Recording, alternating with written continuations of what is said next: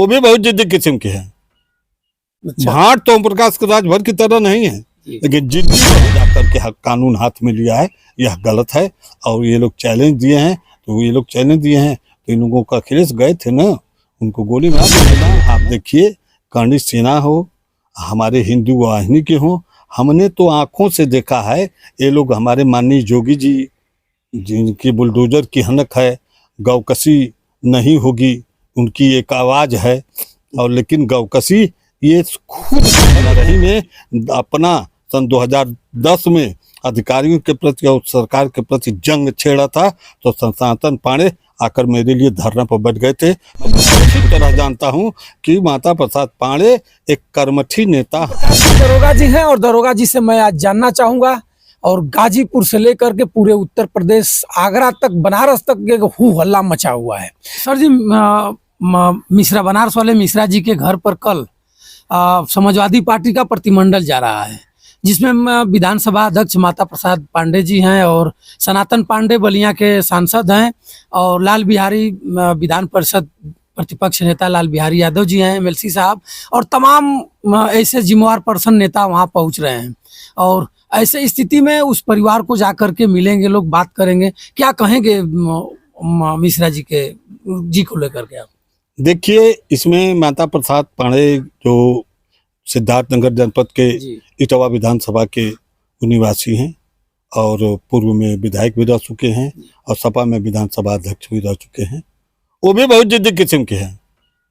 अच्छा। भाट तो ओम प्रकाश के राजभर की तरह नहीं है, लेकिन जिद्दी बहुत है, अखिलेश की तरह। मैं वहाँ पोस्टेड रहा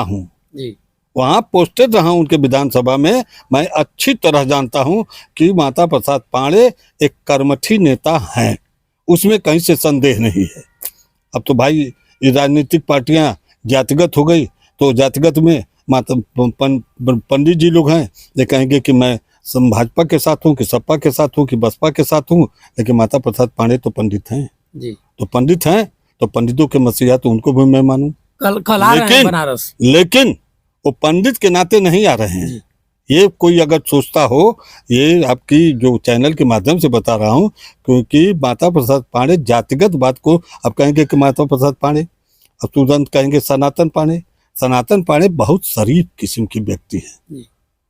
सनातन पांडे को अगला चुनाव वो जीत चुके थे, अब की तो डंके की चोट पर जीते हैं, कोई हरा नहीं पाया।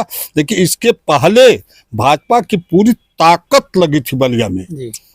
और ताकत के बाद सनातन पांडे चुनाव जीते।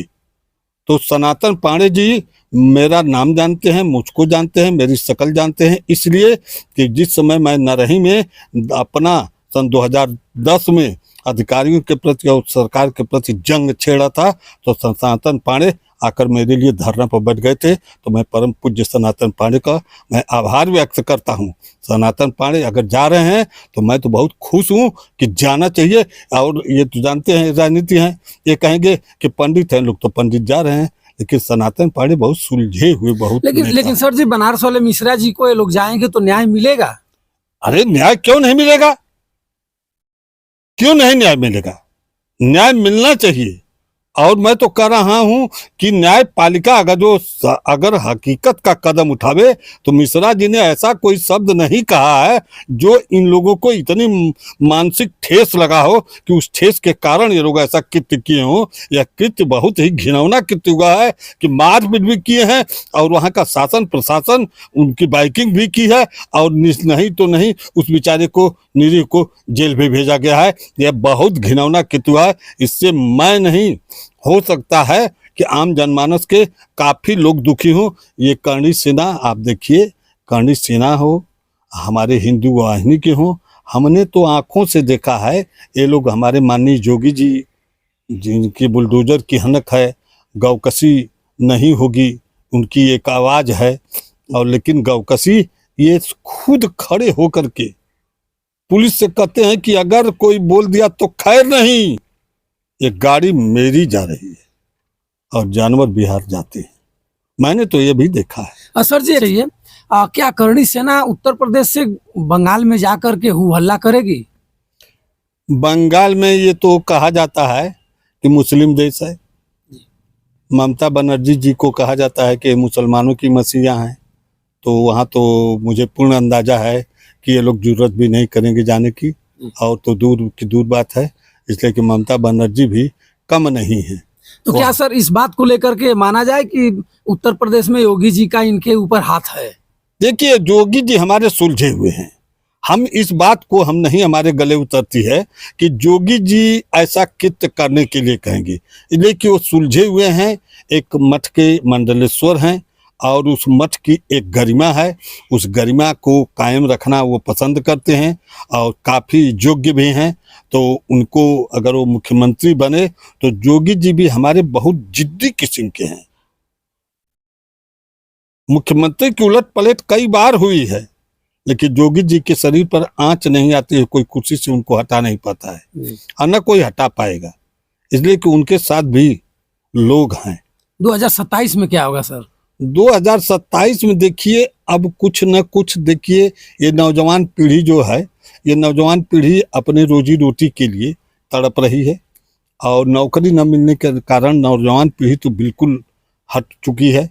और इसमें जैसा कि हमारे माननीय मोदी जी ले आकर के एक शासनादेश हुआ कि हरिजन बनाम सवर्ण का मुकदमा कायम जो हो, ये जांच करके हो, लेकिन हमारे मोदी जी गए तो उस जांच को उसको न मान करके वो आदेश निश्चित हुए कि मुकदमा का पंजीकृत हो। तो इससे सवर्ण के लोग, ये हमारे माननीय योगी जी की बात नहीं करूँगा, लेकिन माननीय मोदी जी के इस बात से सवर्ण के लोग अंदरूनी काफ़ी दुखी हैं, इसलिए कि मुकदमे जितने भी पंजीकृत होते हैं कहीं न कहीं से ये गलत मुकदमे पंजीकृत होते हैं। कोई जानता है कि मैं ये शब्द कहूँगा, उसमें शब्द आना चाहिए जाति सूचक, जैसे कि हम चमार कहते हैं तो ये जात सूचक नहीं है। 80 में ये कहीं जाएंगे तो अपने लिखेंगे 80 और जात में लिखेंगे चमार, तो चमार तो कहना हमारा अपराध है नहीं, चमारिया सियारिया ये शब्द बढ़ाया जाता है। तो यही शब्द बढ़ा करके लोग मुकदमा लिखाते हैं, जिसका उत्तरदायित्व हमारे माननीय मोदी जी हैं। और सवर्णों को इसमें काफ़ी लोगों के प्रति मुकदमा पंजीकृत होना और इसकी निश्चित रूप से निर्द्वंद जांच न होना, तो इसके प्रभाव से ये हमारे मोदी जी से काफ़ी दुखी हैं। हो सकता है कि 27 में इसका परिणाम उनको देखने को अवश्य मिले। और हमारे माननीय योगी जी के ये करनी सेना हो, चाहे हिंदू ज्वाइन हो, चाहे और ने लोग हैं, ये लोग खुद हमारे योगी जी को परास्त कर रहे हैं, हमारे योगी जी की छवि को धूमिल कर रहे हैं, हमारे योगी जी की गरिमा को समाप्त कर रहे हैं। तो इसका सामना हमारे योगी जी को संकट आएगा। सर जी, उत्तर प्रदेश में बनारस सीट क्रीम सीट है और उत्तर प्रदेश में बनारस वाले मिश्रा जी को लेकर के ब्राह्मण एकजुट हो सकते हैं? देखिए, जब यहाँ जातिगत लड़ाई हो रही है तो क्यों नहीं ये होंगे, क्यों नहीं एक होंगे? आप बता दीजिए हमको कि अगर ये जातिगत जब लड़ाई जंग हर जगह जहाँ जाइए वहाँ जातिगत बातें हो चुकी हैं, तो जातिगत बातें में तो हमको पूर्ण उम्मीद है कि मिश्रा के साथ लोग आएंगे। मिश्रा ऐसी बहुत बड़े नहीं हैं। मिश्रा जैसे मैं आप मेरे यहाँ आप लोग आते हैं, जो भी पूछते हैं मैं बयान देता हूँ, उसी तरह वो भी बेचारे बयान दे देते होंगे। तो ऐसा कोई उनकी मानसिकता थोड़े नहीं कि करणी सेना को कुकर्णी कर देंगे तो उनका कोई प्रमोशन हो जाएगा। उस प्रमोशन के लिए तो उन्होंने ऐसा कहा नहीं था, वो तो है गए वही कहे कि बोलते हैं, बोलते बोलते बह गए, शब्द निकल गया कुकर्णी सेना। अब ऐसा कोई इतना बड़ा अपराध नहीं था जो इस जंग को इन लोगों ने इतना बड़ा तूल पकड़ा दिया है।